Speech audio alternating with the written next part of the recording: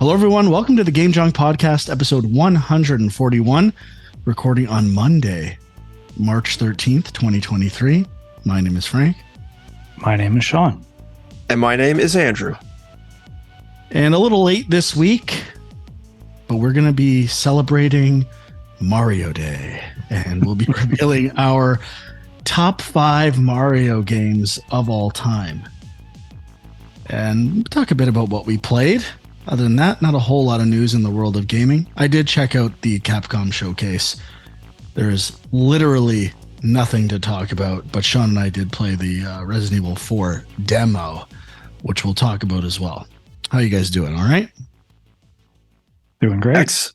I'm doing okay, except I'm having some computer issues. The new computer is on the fritz, so if I magically disappear and there's some editing that people see, it's because my computer has just decided to go kaputs and I had to restart. We'll keep an eye out. Let's get these Mario picks in quick. Let's do it. Quick show. Quick one. All right. Let's get into it. Our top 5 Mario games of all time. As usual, Sean messaged saying, well, what's the rules for this list? And as usual, I replied, we will figure it out on the show and shame people who did it incorrectly. I'll tell you right now, I did platformer classic Mario games. No Mario Kart, no Mario Party, no Mario RPG, no Mario Tennis, no Mario Golf, no Mario Missing in Time. Only traditional Mario platformers. How about the two of you? That's what I did at first. And I was like, this list is kind of boring. So I had to switch it up. I couldn't resist, Frank. You know me. Oh my God. I knew you'd fuck it up. I knew it. This is like the easiest. Even if you do a Google search. Oh, sorry. Not, if you do an internet search, and say best Mario games ever, even those lists, all the top results are just classic Mario. They don't complicate things because it would get very complicated. Mario has appeared in a lot of games. So full disclosure, I think Sean did this on purpose, just to add a little spice to the proceedings. I think it's a bit of a hero move, but whatever. At least we got a little content out of it. Huck, what about you? What the fuck did you do? Well, prepare to be disappointed, my friend, because I think I also put some games that you'll be ashamed of on my list. So nice. This was so simple. We should have had all had the same 5 games. One of us would have had Mario 3. One of us would have had Mario Brothers interchangeable.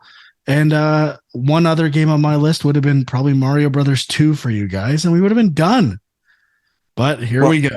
Look at how exciting it is now. Look at how exciting. Like, who knows what's going to be on these lists? It's not supposed to be exciting. It's supposed to be a document for history, for people to know what the Realist Video Game Podcast said the top 5 Mario games are. But anyway, on my list. So we'll have something concrete. There we go. We got the voice of truth, right? That's what we need. There we go. All right. Well, who wants to go first? I can kick it off. Polluted list go first. Yeah, I'll get the weird ones out of the way. Well, got to start with number 5. This is I'm sure our good friend Jay is going to be a fan of this pick, but it had to go in here. Dr. Mario, baby. I mean, trying to come up with a Tetris clone or something similar to Tetris, not an easy task. But they did it. And it's still one of the most classic Mario games to this day. Classic puzzler. There you go, Frank. I don't even think this is a hot take. Dr. Mario sucks. It's not even a good puzzle game. It's like random virus patterns. You're just waiting for certain things to fall down the screen. There's no agency. It is not a well-designed puzzle game. No agency. If you're going to go Mario adjacent puzzle game, you might as well go Yoshi's Cookie or something else. I would accept that. But Dr. Mario, while a clever feat, is not a good puzzle game. I will say that all my picks had to have Mario in the title, so Yoshi would not count. That's my line I didn't cross. Wow, what a line. Fair enough. So no Luigi's Mansion. No. At least you had some standards. That's good. All right, Huck. I must say, I'm kind of with Frank. I've tried Dr. Mario probably 2 or 3 different occasions, and I've lasted all of 2 minutes each time. It is a painful game. I don't know why there's so much love for that game, but to each his own. My number 5, mainly because of the innovation factor, Super Mario 64. On the list because it was the first game that really, I mean, it didn't master the stick to control and like for movement, and then a camera obviously was limited by the N64 controller. But I think the movement on the analog stick was pretty close to what we have now in terms of, fidelity. Obviously, things are much better with motion matching and other types of animation technologies. But in terms of gameplay, I feel it was pretty good for what they were working with. Obviously, the camera could use some work because you did not have a second stick to control the camera and you were using those C buttons. But I thought for what it was and for the puzzles it offered in the game, it deserved the number 5 spot. Well, Huck, I didn't have it on my list and I just changed my list. You conjured up memories of going to Walmart and playing the demo of Mario 64 and just the majesty of its release. It compared to other 3D Mario games, it does not hold up quite as much. But some of the stuff you were saying, it established the now famous Mario double and triple jump flip, the Z backflip and long jump, some good and staples. Established ways of controlling Mario. The one failure point of Mario 64 is because analog was the rage, like the idea of sneaking up on a piranha plant and using like partial control, just a complete failure. No way.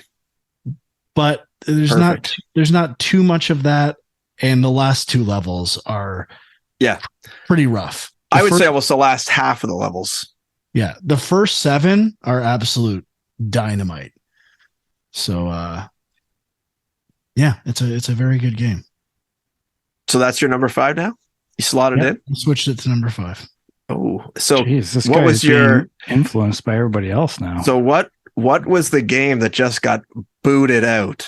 Super Mario 3D World. But another reason why I decided on that, when the 3D collection came out on the Switch, I almost did all 120 stars in Mario 64. When Mario 3D World came out on the Switch, I really didn't stick with it. I started it and abandoned it quickly. And in my head, I was still under the power and majesty of, spoiler, Catsuit Bowser, which is one of the greatest final bosses of all time. But I pushed it to the side and made a rational decision. And one other thing I just thought about Super Mario 64 is it definitely added that 3D exploration that no other game had. Like Super Mario World kind of had some exploration with the hidden keys and stuff, but you weren't exploring the world freeform like you were in this. And even just like having to find where the levels are was something pretty unique at the time. Do not underestimate the metallic chrome liquid. That's right. Still pops. And well, not everything still feels that good. Most of it does. Most of it is still pretty playable. I love the giant world is awesome. The first 2 very simple levels are still absolute bangers. Agreed. The snow level? You could call it one of the first open world games, maybe even. I don't know. Like that's kind of the feel pretty small of that. Open world, but yeah. Yeah. What about what's the worst thing in Mario 64? I know what my answer would be. Just the controls. It's just frustrating to play, I find, but The camera. Yeah, the camera more, I guess. The correct answer is the flying hat controls. Absolutely brutal. Like having to gain momentum and fly back up.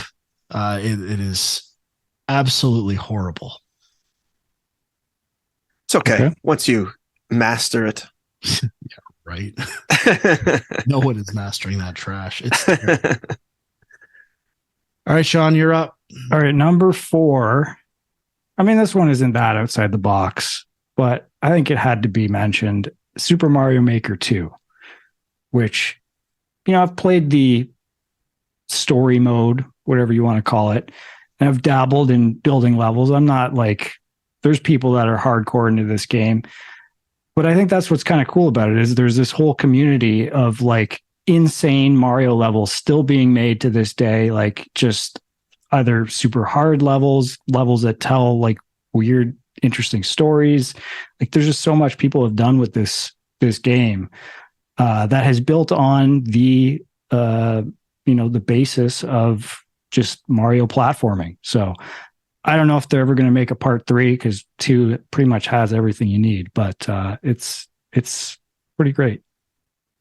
Sean, is this list your list or your friends and children's list? It is my list, baby. My list. All right. Huck, your number?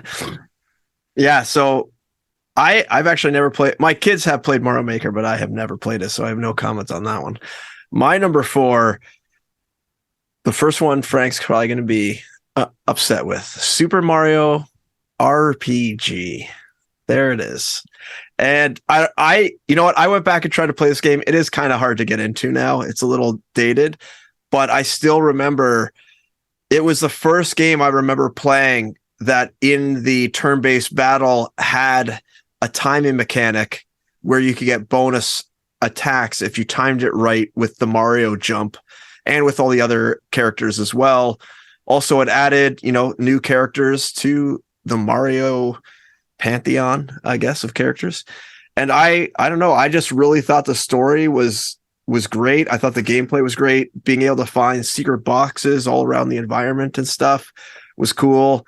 I really liked it at the time. I have not played it in many years, but I really, really enjoyed it and have fond memories of playing it through a couple times. So number 4, Mario RPG, Super Mario RPG. My number 4, also based on memories and nostalgia to a large degree, Super Mario Bros. Or Brothers to some of us. Nice. And the original NES game, not the original arcade game.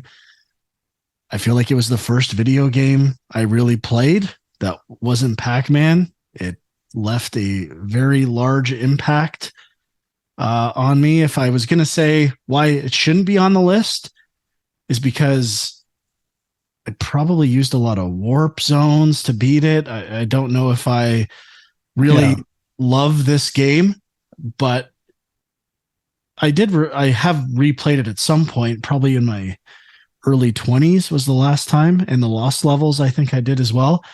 But it is still hard to deny the influence of this game and the quality. And if I'm going to say one thing that everyone says about it that I don't think is all that great, is talking about the intro that teaches you that these are the good mushrooms versus the bad mushrooms and how the jump is designed to make you get the mushroom. I don't think it's that creative, and I don't think it's that good. I think there's better ways of introducing mushrooms and blocks, and it gets too much credit. Wow. Bold. There you go. Bold statement. Well, my number 3 is also Super Mario Bros. Which, I feel like it does get overlooked and kind of I guess it does get credit, but I feel like it's not the cool, sexy choice on a list like this. But it's hard to deny, like, coming from like Atari or whatever came before and going to a friend's house and playing Super Mario Brothers on the NES was like night and day. And yeah, I mean, there is a story there, simple story, but there is a story. And I think I know what you're saying about the warp zone and stuff, Frank, but in a way that was kind of what drew me to the game, was like all the little secrets and things that were in it. Like that stuff was amazing. So What? number 3. Shit, I forget what I was going to say. I had something not bad too. Maybe it'll come back to me. Damn it. It was good. It was decent. Oh, no. The reason why this game needs to get a ton of credit is it establishes all the sounds. Like the key sounds for Mario. I'm sure some of them are in the arcade, but this is where the theme songs, all that stuff that are one and the same with Mario originate. We should have had Jay on this episode to fill us in on the music that was ripped off for some of the classic Mario themes. Which forgot about that. Just Google it. I'm sure you can find it. But yeah, there's some surprising some surprising, like very similar music from around the exact same time that game came out. Interesting. I didn't know that. My number 3 is the Mario Galaxy, the first Mario Galaxy. And I remember this game was kind of a very interesting take on, the 3D open world where you have this like spherical world you're running around, and now there's like, you could see the gravity taking place as you get kind of shot around all these planets. And I remember enjoying this game a lot. I never really got into Mario Galaxy 2. I know Frank will probably argue it's better, but I like the first one. I think is really well done, and it's my number 3. Well, my number 3 is Super Mario Galaxy 1. I prefer 1 as well. And that made a more lasting impression with me. Maybe if you're a true Mario head. Are you just copying my list, Frank? No, I'm not. Oh, okay. Just close though. The top 2 are going to be the same as well, possibly flipped. But what I love about Mario Galaxy, it did just enough with Wii controls. The pointer to pick up the bits, like, was an actual fun mechanic. It didn't lean too heavily on motion controls. It knew what worked with Mario, and then it refined the design within the planets. I think it's even more refined. There's some videos in the Game Maker's Toolkit about the design and how it changed to kind of this kind of template for a mechanic, which is great. And I can't remember the name of the director for these games, or I don't think he was director on the first, but the second. Either way, it's got great small self-contained ideas and planets, and it was just an absolute joy getting all these stars in that game. Or was it moons? I think it's stars. Might have been moons. I don't remember. Yeah. No, it's moons and Odyssey, right? Yeah, but I think that it's green stars, I think, isn't it? Or is that the second ones you get in Mario Galaxy? This is embarrassing. Oh, well, what are you going to do? All right, my number 2. I mean, it seems obvious, but it's my number 2, Super Mario Brothers 3, which just kind of built. I liked Mario 2. It's not on my list, and I know it's kind of like the weird black sheep of the Mario series, but I liked that game quite a bit and played it quite a bit as a kid. But when Mario 3 came along, it was just kind of like the polish on it, the new abilities that they've added, like the size of the world to me, like felt a lot bigger. And visually, I just thought it was amazing. So yeah, I think it's still kind of one of the classic Mario games that everyone refers to, but I think it still holds up. Mario Galaxy is stars. Stars, cool. My number 2 is Super Mario Odyssey, which is still standing up as a great game. I think it has a lot of like solid mechanics. I think the hat throwing and kind of taking over the powers changed up Mario in a fun way. I think the areas are pretty unique that you go to and the things you can change into in them. And yeah, I don't know what else to say about it, but I really enjoy this one and think it deserves close to the top spot. Well, my number 2 is Super Mario World, the platformer for Super Nintendo, which it's very close for 1 and 2 for me. They're both great games. I think Mario World is the best 2D Mario game for some of the reasons that have been mentioned. I played it a bit today, actually, because it was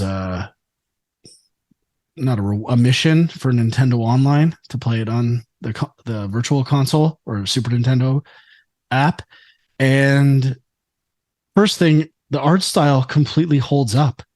It's one of the first Super Nintendo games, like just kind of block colors, very simple textures. But one thing, all Mario games and Nintendo in general, they create art styles that stand the test of time. Mario, more than any other franchise, always looks good. I would argue there's Zelda games that don't look that great in retrospect, but I can't think of a bad looking Mario game, even 30 years later. So that is definitely a staple of the series. And another staple of the series that really felt like they started to push it in Super Mario World is variety, where they have lots of mechanics in every Mario game. They don't linger on any of them for too long. Going back to Mario 3D World, the cherries, the catsuit, you're not getting them constantly. It's actually fun and refreshing when you get them. It's not exhausting ideas. It's full of ideas and reusing them over and over, and using them sparingly in interesting ways. And that to me is the other thing that makes Mario so great.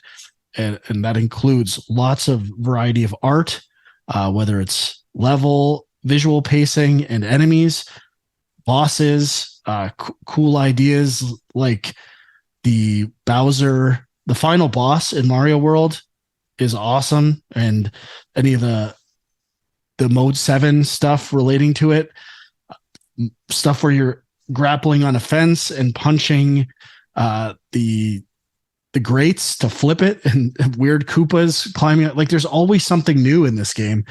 And my favorite thing, possibly in all of Mario, the coolest thing ever done in a Mario game is the animation of bringing a key to a keyhole and it expanding up and coming down to find a hidden level. That is amazing. Yeah, that is good. And Star World, just the Star World alone. Yeah, I was going to say this is my number 1. It should be my number Super 1. Mario World. I mean, it should be.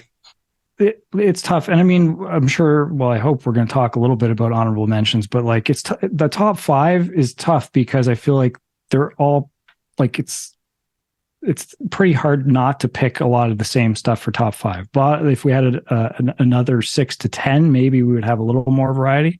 But yeah, Super Mario World, to me, it's like a lot of the Super Nintendo stuff is where they perfected all the kind of 2D games that they had on the NES. You take it to the SNES and the graphics are that much better. They've refined all the mechanics. Like there's so many games on the SNES that are just, still hold up, still very replayable. And Super Mario World is right there. Like, I think there's so many new ideas added, but it's again, building on what came before, a lot of cool secrets. Yeah, just for me, the most memorable Mario game.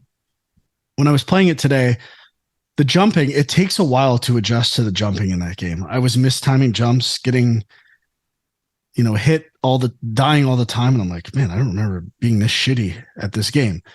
But one thing that is so easy to do that I thought was going to be hard, I've forgotten how good the throwing mechanic is. Like just throwing a shell up or the blocks. I went down one of the first green pipes where there's the floating blocks and you have to throw the other blocks up, and I hit every one. I'm like, I thought I was going to have to do this for, 20 minutes to get them all. And it was flawless, aiming those bricks.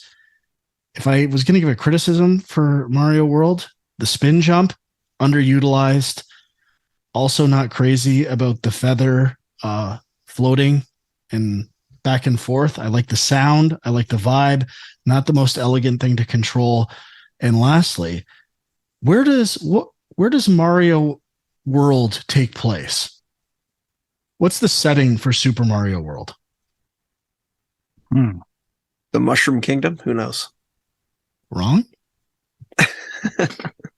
Yeah, I'm making a point here. I don't recall. Don't know. Dinosaur Land. Well, yeah, it's worth mentioning. Yoshi's introduction of Yoshi, right, which is amazing. But all the enemies are dinosaurs, or a lot of them are, which kind of gets lost. I don't know if that world building is as strong. If you went to 100 gamers on the street and asked them, where does Mario World take place? I think you might get 10 people that know it's Dinosaur Land, and they're probably psychos.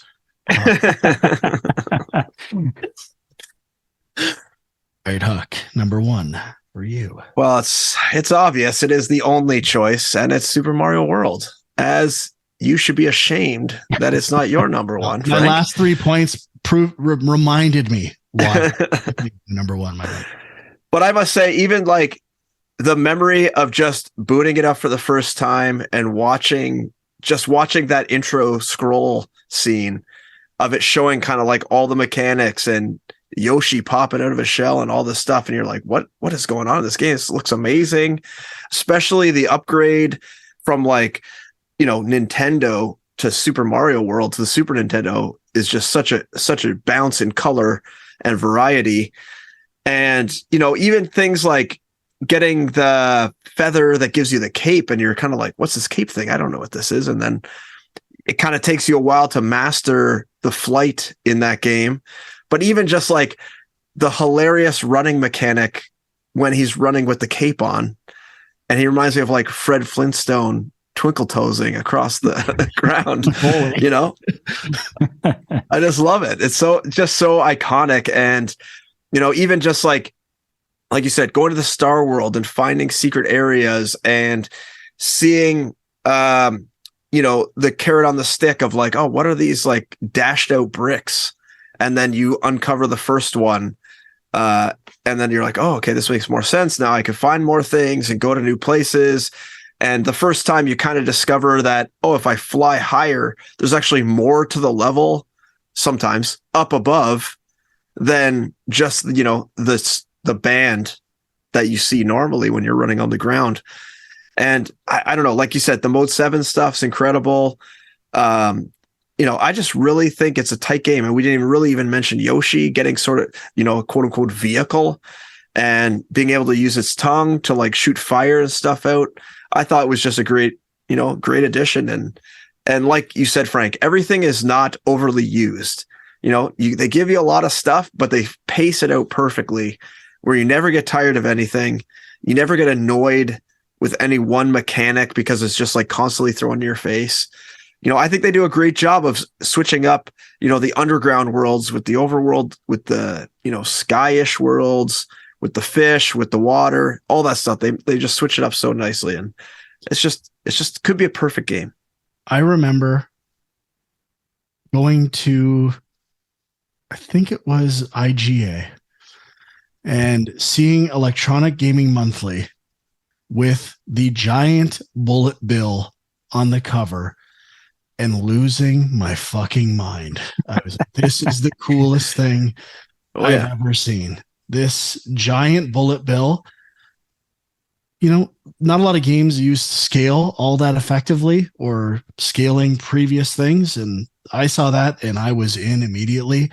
And I regretted ever having a Sega Genesis. I don't know if never regret that. I don't know if I had one if I had it at that point, maybe I didn't, but man, it was when it was just coming out in Japan, because it came out in Japan first and it made the cover and I was like, holy shit. Remember how good it was when you didn't hear about everything? There were surprises and Oh yeah. Yeah, I mean, you're mentioning that it came out first in Japan, and that reminded me, I don't know if I've ever mentioned this, but like when Super Mario 3 came out, there was a whole thing where you could rent from stores around here. You could rent like the Famicom with like a converter that I guess translated it to English or something. I don't know how it worked, but like that was the first way I played Super Mario 3. And it's just weird how much the world has changed now. But I mean, I guess some stuff does still come out first in Japan, but well, my number one is Super Mario Odyssey. And aside from the jump rope challenge for the 100 skips for a moon and maybe some of the other volleyball challenges, I think it is a perfect game. It's if those two things were fixed, it probably would have been number one on my list all-time games. I've played through it twice. I could play through it again. Talk about variety, pacing, memorable worlds, like totally unique ideas that haven't been done in Mario before. The moon, the idea of hats. There are just so many cool things in that game.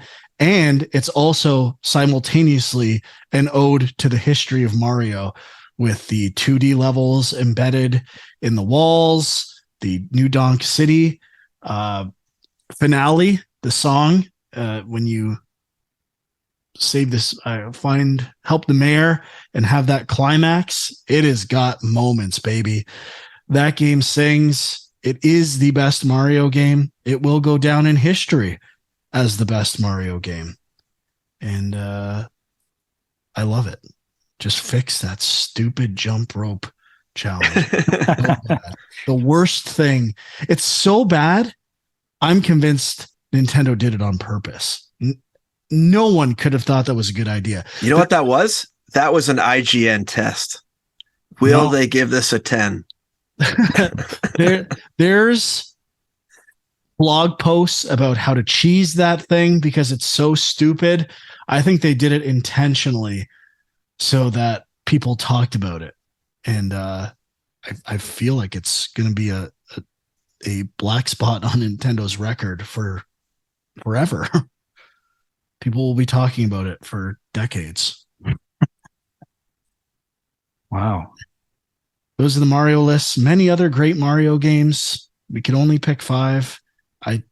We might have been better off doing the worst Mario games list. It could have been more. Well, yeah. But I mean, I should say, like, I didn't obviously put stuff like Mario Kart on there. It just didn't feel right. But like, you know, why is Dr. Mario okay, but not Mario Kart?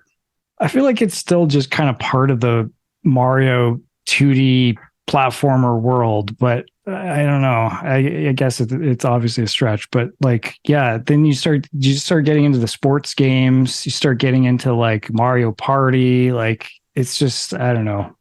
It's impossible to figure out where you stop at that point. But these are the internal monologues a sane person has within 3 seconds of deciding what this list is. And it's like, obviously you only pick Mario games.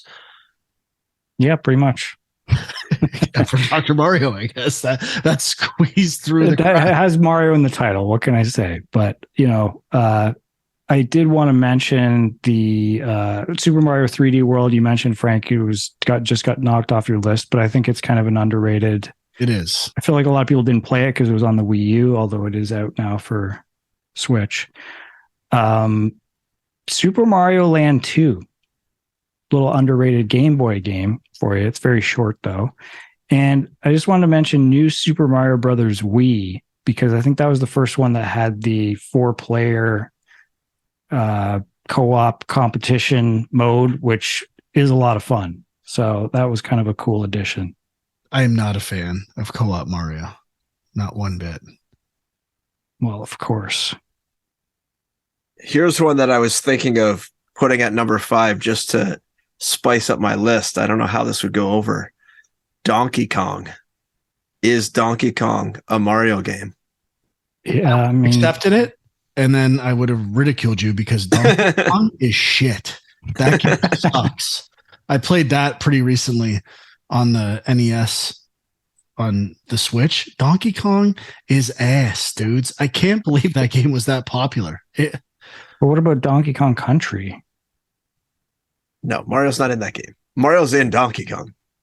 Yeah, I guess that's true. But I mean, then you open up like, what about Wario games? What about there's like Princess Peach game? What about Captain Toad's Treasure Tracker? Like, I mean, it just starts to spiral again. But well, next Mario Day, we'll do our top 5 worst Mario games. The Mario Day after that, we'll do our best Mario adjacent games. And there we go. Perfect. Content for years. That keeps giving year after year. Thank you, Mario. Maybe when the Mario Brothers movie comes out, we should do one of those. Doesn't it come out next week or a couple weeks? We celebrate April 5th or something? Once a year. Once a year. That's it. Why didn't the movie come out on Mario Day is the real question. It was a Friday. How many times is Mario Day going to be on a Friday? Exactly. What a complete disaster. Now, I must say, I was close to putting Mario Kart 8 on there. I love Mario Kart 8, but I also have fond memories of Super Mario Kart and, even Mario 64. But I must say, did I ever tell you guys about my N64 Lightning story? Did I ever tell you guys that? I don't think so. So I had an N64 in my house. We used to play, obviously, GoldenEye, Mario Kart all the time on it. And we go away up north or something, and my dad's at home, and he calls us, and he's like, the house was just hit by lightning. I'm checking everything. Everything seems okay. Nothing's on fire. I come back, I turn on the N64, and none of the controller ports work anymore. They are all fried. So I had to, or maybe it was just one controller port worked. I can't remember, but basically the lightning had gone right through the house and straight to the N64. Fried it. The N64 shrunk and spun around. I don't know, maybe, but I could still run the games, but I couldn't play anything. And I was devastated. I come home from a nice vacation. What do you want to do? You want to throw on some GoldenEye or some Mario Kart? And I couldn't control anything. So frustrating. Buy a new 64? Yeah, my parents bought me a new 64 after whatever. It was covered by insurance or whatever. They claimed it by insurance and then bought a new one. But yeah, ended up getting a new one. Ruined? What's that? Was there other stuff ruined? Yeah, my dad had like a whole bunch of. So my dad has a big ham radio tower. That's what got hit. So it's like 70 feet in the air. That got our house has been hit quite a few times. He is asking for it. Yeah, so all of his ham radio stuff was fried, and then the N64 also got it. So now whenever the house there's a chance of thunderstorm, he shuts down like everything. He's got like a breaker in there he kills. So I mean, the ironic thing is that image feels like a 90s video game commercial of like lightning coming down and hitting an N64. Totally. Like it does. Now you're playing with power. Totally. Yeah. It's pretty sweet. Okay, let's talk about what we played. I thought you wanted to touch on we might as well mention that Starfield was delayed yet again, I believe until September now. I, for one, would rather a game waits as long as it needs to make sure it's good rather than release early. Why even release games at all until they're perfect? They need to be the best game ever, or don't even bother releasing them. Just delay. And the Xbox fanboys will defend your decision constantly, and Nintendo fanboys. So I was just sorry, go ahead, Sean. Well, it's just the unfortunate thing is you do need to give release dates at some point. So even if you know that date is probably not going to get hit, sometimes you got to give one. I just thought of another delay, which we did not talk about pre-show. Suicide Squad delayed indefinitely, which we didn't talk about. Is that official, or was that I thought it was a report and then I didn't know if they ever officially confirmed that? I believe it's official. I'm seeing it on Bloomberg. which I don't think would just report on that thing just out of nowhere. I believe the And, article I read said they heard a podcaster they saw all the warning signs that weren't obvious, and they broke down people hard selling the game and how there was no co-op in their co-op game. They didn't cite the actual podcast, but that's what happened. We got that game played. definitely, that's definitely what happened. They could thank us for saving the game. Hey, never release a bad game. We saved that. We saved them. Totally. Just work Big on time. it. It's good. Mm-hmm. It was interesting though. It will be delayed again, for the record. The last big Xbox showcase, if I recall correctly, they said everything you see here you can play in the next 12 months, and I believe that Starfield is now out of that window. Ooh, class action lawsuit? I don't know, but there'll probably be a few other games out of that window in the near future. It's almost like Sony is absolutely dominating Xbox. And people should have realized this 3 years ago. Okay, moving on. What we played. Who wants to go first? I could go with something. So speaking of Xbox and how awesome it is, I've been playing Marvel's Guardians of the Galaxy again because it is leaving Xbox in 2 days. And I had high hopes of finishing it, but let me tell you, it's not going to happen because I looked at a walkthrough and I'm only like a fifth of the way through the game. I thought I was super far. No, I'm like basically right at the beginning of the game. So not going to happen. I didn't realize the game was quite so long. But I'm enjoying what I'm playing, and I think the humor is good, and I think the story is progressing at a decent pace, and the puzzles are pretty decent. So overall, I'm enjoying the game. I wish I had more time to play it, but I could always buy it, I guess, if I wasn't such a cheapskate. But that I'm gonna have to revert to the library again. The What old a waste. library. It's got to be available at the library. Oh yeah, I can get it for like tons of weeks now. No one's playing that shit game. It's Yeah, beautiful. I wouldn't be surprised if it ends up on an Epic Store free games at some point, like around Christmas and stuff like Possibly. that. Mm-hmm. Square Enix releases like the Tomb Raider games. They put big games on those free lists sometimes. So yeah, that's true. Okay, Sean, anything for you? Well, do you want to talk briefly about the Resident Evil 4 demo? Sure. I mean, I didn't play the whole thing. Kind of just wanted to save the experience partially, I guess, but I was more interested from the technical like level of will it play on a Steam Deck? And I tried it out, and just downloading it and playing it, there's this weird visual glitch that happens. Like it moves fine, but there's like, I don't know if it's a rendering thing or what it is. There's like these weird black squares that kind of appear across the screen from time to time. So then I looked it up, and they said that you need the beta release of the Steam OS. There was some specific thing that you need to play the game. So then I updated to that, and it played pretty well, actually. 30 to 40 frames per second. And it did have a couple of hitches here and there at first, but after a while, I was not getting them anymore. So, yeah, I mean, I was kind of impressed with it, and I thought it looked pretty good. So, yeah. But I mean, the game itself, it's weird because, like, we were talking about Resident Evil 2 last week, and it's obviously a huge change in perspective and all that kind of stuff. But this just feels like Resident Evil 4, which is fine. It's a great game. But, I mean, it felt very familiar to me.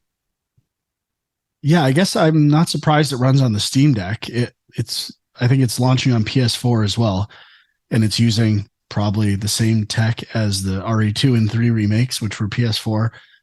I thought it looked kind of weird. Yeah. The character looked shiny, and some of the textures looked pretty low res. I don't know. It didn't look bad. I just was expecting to be visually dazzled a bit more than I was. The lighting is good, the atmosphere is good, but it does. I struggle to see the difference sometimes between PS4 and PS5, like quality. I could feel it on this game a bit, but I'm still going to buy it and play it. But the the intro and the lighting and the fog was good, but like Callisto Protocol looked better, like much better. And I need to play the Dead Space remake before this comes out. Yeah, I would say Dead Space looked better, but obviously I'm playing it on the Steam Deck, so not a fair comparison. But yeah, I've heard that Callisto is just better overall in terms of visuals and stuff. But it's still a great game, and I will buy it and play it for sure. And I loved the RE2 and 3 remakes. So more of the same is fine by me. Was the demo of the opening area? Yeah. And then you get to the end of the village when the horde starts coming and you're just holding off people until the moment. I think it's actually how it plays out in the game, right? Where the bell rings and they scatter. Yeah, I didn't play to the end, but that all sounds familiar. One other thing just on that topic that's kind of interesting. I was thinking about this, like, obviously we're still early in the year, but by the time we get to near the end of the year, people are starting to talk about best games of the year. Like, we're going to have stuff like Dead Space, Resident Evil 4, Metroid Prime Remastered. Like, how many of the best games of the year are going to be remakes or remasters? Like, it's kind of weird that way. I'm leaning heavily towards not including any of them on my list. Well, I mean, Metroid Prime is just Metroid Prime, basically. Like, it's just a remaster, so I don't know if that would really count anyway. The other ones I think are a little more of a gray area, but yeah, I don't know how to deal with it right now. So we'll see. I'm not deciding yet. I agree. But that's currently, if you ask my gut, I would not put them on those lists. Speaking of visual marvels and survival, I guess, stealth, I replayed The Last of Us Part 1, the PS5 version, which I had bought and never played. Need to prep for the TV Junk, Game Junk crossover episode reviewing The Last of Us series. Need to dig deep, get into everything with the game, compare the two, see how they align, how they differ. And this game looks amazing. Like the remastered version looks awesome. Personally, first thing I did, turn off film grain.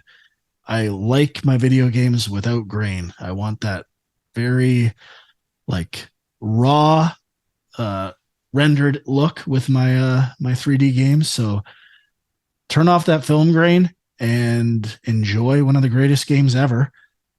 And I platinumed it, loved it, and looking forward to watching the show. And I'll probably buy it again and 100% it on Steam when it comes out in a few weeks. Nice. Yeah, I just started watching the first episode. I made it about 2/3 of the way through of the TV show, and I must say they did a good job from what I remember of capturing, the first intro or the intro of that game. So I'm looking forward to seeing the rest. But most of my gaming time has been going to Hogwarts Legacy, which I believe neither of you have played yet. Is that correct? Correct. Not yet. It is really, really good. I'm really enjoying it. It's possible I'm liking it a lot because I'm playing it with my wife. She's a big Harry Potter fan. And actually, it's great because she'll be like explaining stuff to me that I didn't remember from the books. And I just finished the last book before playing. I got it in. So I felt like I was fully versed of Harry Potter lore, but I am not. I forget lots of stuff. She reminds me, which is great. And but overall, the opening hour or so, hour and a half, is really good. I think the story's interesting. It keeps you like interested in what's going on and what's going to happen next. I think I'm about 4 or 5 hours in, and I just got to more of the open world spot. And I think they do a great job of slowly building the mechanics. So, you go, and when you first get to Hogwarts, you go and you learn like 2 magic spells, and then you go to, other places, and they like dribble out a few side quests for you to do. Then you learn another magic spell. Then you go to Hogsmeade, which is kind of like the primary village you can go to outside of Hogwarts. And then you kind of are able to go back and forth between Hogwarts and Hogsmeade. And, there's some story stuff there. And then, they'll make you learn another spell and then learn more stuff, be able to buy more stuff. And so then now I'm to the point where I've completed the first 4 major quest lines things. And now they've opened up the open world. Seems like it's going a little like pretty heavy open world for a while now. Like it seems like they want you to explore a bunch of areas around Hogwarts before they pull you back to Hogwarts now to do, another major quest there. But overall, I really like the battle system. I think it's really well done. I was curious about.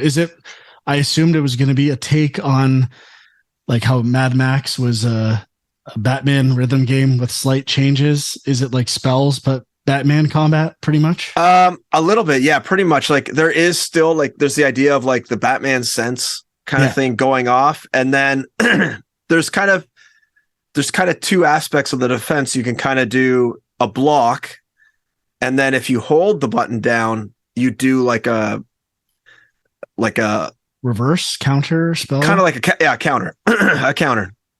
So, and then it like will disable or stun your enemy.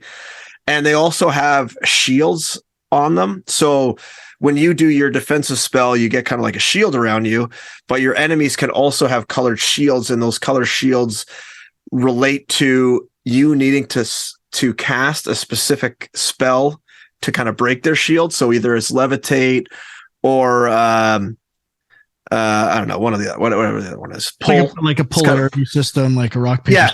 Yeah, exactly. Yeah, so it's pretty cool. I don't know how many more shield types they're going to add, because I have like levitate, I have pull something towards you, I have a fire spell now.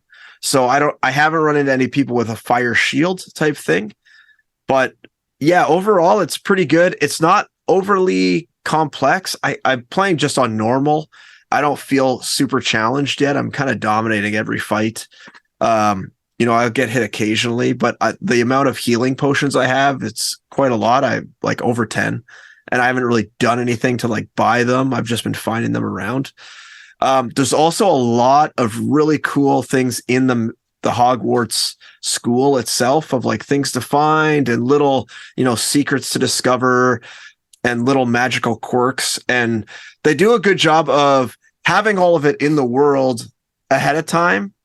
And either they don't explain what it is until later, or, you can find someone in the halls that will give you a side quest that'll tell you how to do those things. And there's even a few puzzles, like doors with kind of like combination locks. They're kind of like math puzzles that you need to figure out. And you kind of need to like figure out what everything means. And then you can unlock the doors and get some treasures. The one thing I don't like right now is the inventory seems to be limited. I only have 20 gear slots, they call them. And we looked it up, and the only way to upgrade your gear slots are by exploring the open world and then doing these Merlin quests to expand your gear slots. And I've been finding so much gear that I ran out of 20 right away, and the only place to sell them is to go to Hogsmeade, but I'm kind of in the middle of a quest, so I don't want to go to Hogsmeade right now. So I have to destroy stuff, which like makes me lose out on money potentially, which kind of pisses me off. So I don't resources though. No, you must. What was that? Sorry. You must get like crafting resources or something like that when you dismantle. Yeah. No, you don't. You get nothing. Nothing? Nothing. Yeah. You just destroy it. It's just like, you're stupid for not going to Hogsmeade and selling your shit. There's got to be like a skill you can buy. Maybe later. I mean, that's so like, that was like Cyberpunk. The first skill you get is being able to dismantle things for small amounts of money. Well, maybe. So there's like a lot of stuff I could tell I haven't gotten to. Like I've only been in 2 classes. I've been in Charms and Defense Against the Dark Arts. So I haven't done any potions or anything like that. So I feel like there's this whole level of the game I haven't even touched yet. There's like there's stores in Hogsmeade that sell you like the broom and potions and seeds, so you can like grow your own plants and like make ingredients and stuff. I haven't even touched any of that stuff yet. So it says I'm 25% through the story already, though, which I find surprising because it seems like there's still a ton of game left. But overall, I'm really liking it. I think I don't recall what it got, but I believe it was rated quite high, and I really like it. I mean, I don't know what people are complaining about, if they are complaining about anything, but so far it's really great. Like the world building they do is really engaging, and anyone who likes Harry Potter probably even a little bit, I think they'd really like this game. It's very approachable. Yeah, I mean the reviews were strong. I was kind of interested, but then I found like a lot of the reviews I was reading seemed to be like listing off all these problems with the game, and then they would just kind of be like, but I love exploring this world because I love Harry Potter. And that was kind of the justification for a great rating. And I'm like kind of a in between. Like I like Harry Potter, but I'm not like hardcore. Never read the books, only saw the movies. So I was like, I don't know, is this going to be for me? But I'll probably check it out at some point. Yeah, the only thing I've noticed so far is just occasional, like there's some rendering issues. I know one review always mentions there's like the loading screens, which seems to be a contention for some people, but I don't know why they're complaining about that. I mean, you wait like a couple seconds while it loads this giant area on the other side of a door. Like, who cares? There's like a little spinny loading symbol. It's not like it shows you like a big giant loading screen. It's just like a little symbol. You have to wait for the door to open a little bit. It's not a big deal. What are you playing on? PS5. So I've heard like the PC version has issues and stuff like that. Oh, yeah. Maybe. I mean, the loading is so incredible though on the PS5. Like I'll start the game from fresh dead and I'm into the open world in seconds. It's really insane. Like even, I remember it was Spider-Man 2 when I was playing Miles Morales. Like the loading is just so unreal on the PS5. Yeah, it's quite good. I was gonna try and play the Castlevania expansion for Dead Cells, and I bought it on PC, but I'd never really played it on PC, and I don't know if I have to play a certain amount before it unlocks Castlevania stuff or how it gets incorporated. I played it a bit with I like on Steam how you can turn off DLCs with just a checkbox and not have them installed, but I'm also confused as to how DLCs work in this game. So I don't know. I was reading about it because I'm kind of interested, but like I think you don't need to beat Dead Cells, but I think you have to play a bit for Alucard to show up, and then once he shows up, then you start having that option to do those quests or whatever. Okay. Yeah. Is it just like in that starting area, a different path you go, or? I think so. Okay. So I'll probably keep playing it a bit. I was reminded, like, it's got great like combat mechanics, and it's a little hard, but very satisfying combat. So I'm probably going to put it to the side for now and go back to Wo Long, which I did not play this week. I put it on pause for The Last of Us, but I'll get to it eventually. Anything else anyone's played? So the only other thing I was going to mention is I finished High on Life, which I had played like a good chunk of and had almost beat like a couple months ago. And then there was this weird glitch they introduced in an update where right before you start the final level, you basically would soft lock and you were stuck at that point. Like you reload your save and you're immediately in the soft lock. You can't get out. So I had to wait for an update, and they finally patched it, and I did the last 20 minutes or whatever it was. But I enjoyed the game. I think the humor kind of wore off after a while, but I did like all the variety of weapons and the secondary. They had some interesting secondary mechanics on the weapons that kind of for traversal and things like that. So I thought that stuff was actually pretty solid. And, there was a few interesting kind of funny things. Like there's one section you do where they're kind of making fun of detective games, and there's this guy who keeps popping up and saying like, "Oh, we should look for clues," and like everything you How dare find are they? like, I don't know. I thought it was kind of funny just because we had been talking about detective games and stuff, but yeah, I mean, overall, not bad. I mean, it was better than I thought it would be, I think. Cool. Huck, anything else for you? No, I kind of got overwhelmed by the library video game requests. I have Dead Space at my house also, and Final Fantasy VII Reunion, which I have both not touched yet. I was hoping to get to them, but kind of Hogwarts has been eating up all my gaming time. So they are, I don't know if I'll get to them, but I really want to try both of those games. So I feel like maybe Dead next Space week. is pretty short. I'd knock Dead Space out of there, and Oh, you played it? no, it's not that long of a game. Like in terms It's of like library, 12 hours or something. Hogwarts might not even be a game that you can complete with a library borrow. So you might be looking. Yeah, I have a feeling I'll have to bite the bullet and pay the money. Especially if your wife's into it. I know. At least It's in my best interest go to ahead just to play the pay the cash. You're not the family can play with you. Yeah, that's right. Need the quality time. Yeah. Maximize the quality time. Okay. I think that's it for this week. I don't think there's any major releases this week. It's kind of slow the next week or two, and then there's a bunch of stuff at the end of the month, I think.